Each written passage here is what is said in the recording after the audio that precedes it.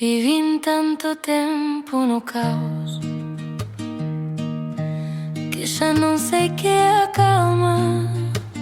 Aprendí a dormir con medo, a sorrir mentres tremía a alma. Todo ardía alrededor de min e eu chamaba-lhe vida. Agora que o lume se apagou, a quietude tamén doe nas feridas.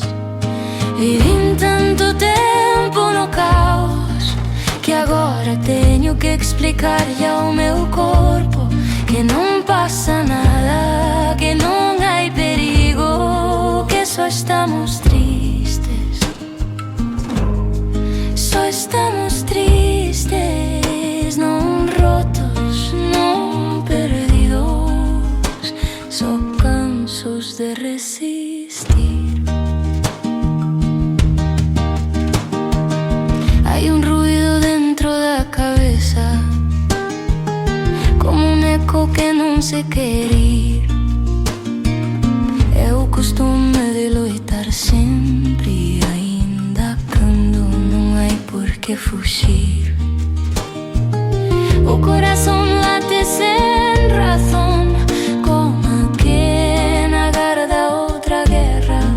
Eu só quero sentar no silencio e lembrar que agora é terra.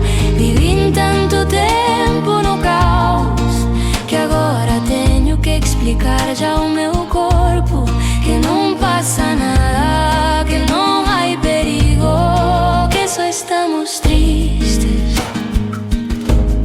Só estamos tristes, non mortos, non rendidos, só intentando existir.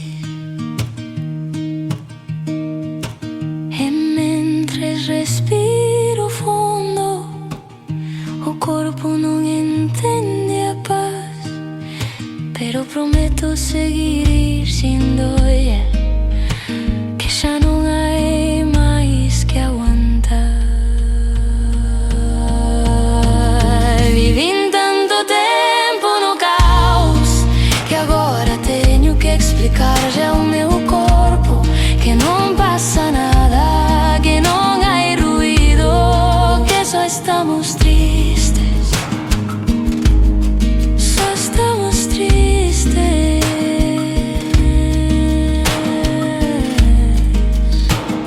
E iso tamén é vivir.